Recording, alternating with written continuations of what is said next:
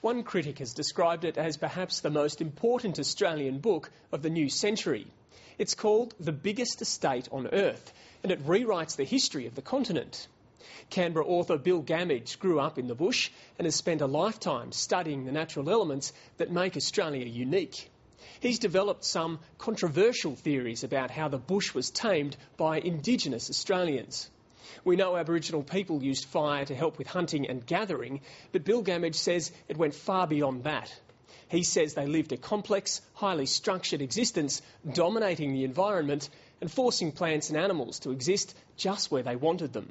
His theories are bound to ruffle a few feathers. Craig Allen sat down with Bill Gammage. Well, Bill, thank you very much for spending some time with us. You say at the outset in your book that Aboriginal people made Australia. What do you mean by that? What I mean is that at the time Europeans arrived, Aborigines were consciously and deliberately distributing the grass and the scrub and the trees into patterns. And they were doing that to ensure that grass and trees and scrub flourished, and also that the animals who used those flourished. And then they did it because once they'd organised those patterns, they knew where the plants would be and they knew where the animals would be, and so they could predict where to go and find them. And that meant in total they were making all life abundant, convenient to them, and predictable.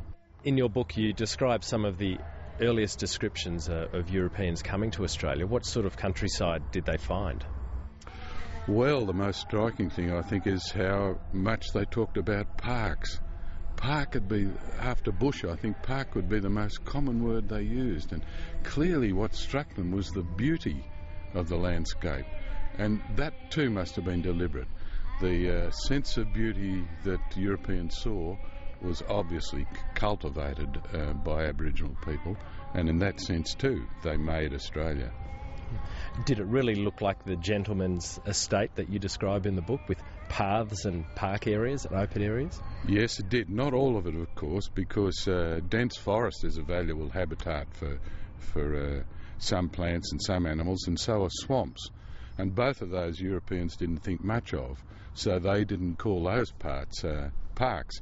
But the parts that they did respond to, that's grassland and open woodland, commonly they call it parks. All over Australia, all over Tasmania, rainforests, spinifex, they're talking about parks. When we look at some of the earliest paintings of Australia, they look overly romantic, but you're suggesting that perhaps they were more accurate than we gave them credit for. They are accurate, or at least a large selection of them are. Of course, the conventions of the time, some of the foregrounds are quite transient, but the outlines of the hills and the nature of the vegetation is accurate, and for a good reason. Those people were the photographers of their day, and they're quite often being employed not by men brought up in the romantic or artistic traditions, but by successful squatters, successful businessmen and so on. And if they got it wrong, those blokes would say, "Hey, I paid you to paint what my land looked like, and you've mucked it up. Clear out."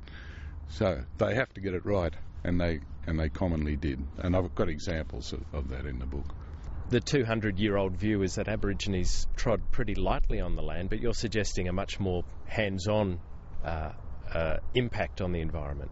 Yes, I'm saying they carefully managed all of it, with fire or with no fire, so that even the places that were dense forest, even places which today we might call wilderness, they consciously left that way. In other words, the whole of the country was within their mental range. They weren't chance dependent. They were deliberately organising the country.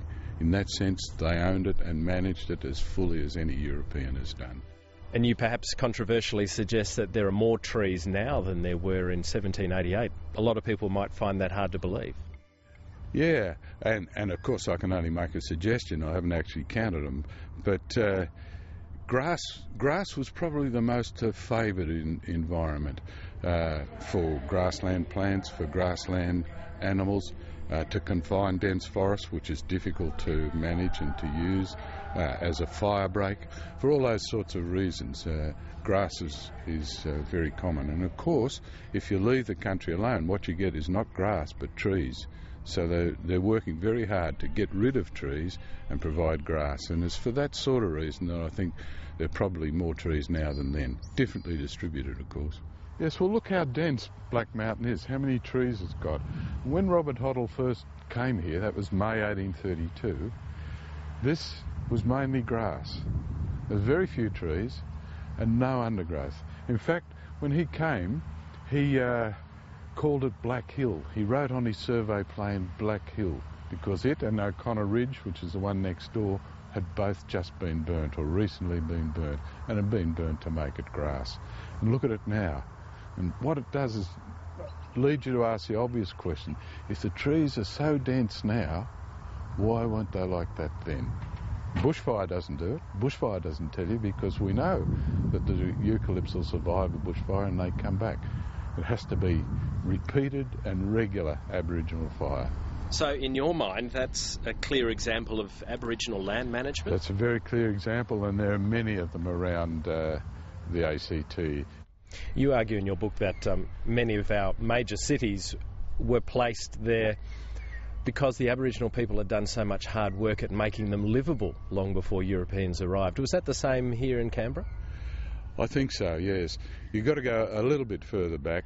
The first settlements here, of course, were the squatters long before Europeans arrived. And they landed on the best country around Canberra, which was Sullivan's Creek now, Duntroon, Yarralumba. And they are landing where there's good grass. Of course, what's good for kangaroos is good for cattle and sheep. So they're going to those places. They set themselves up here. Canberra is sort of squeezed in between Duntroon and Yarralumla in 1913, but basically in response to the Aboriginal landscape that was here. You say Aboriginal landscape quite deliberately, a landscape the Aboriginal people had created. Yes. I don't think Australia was natural. I think it was made.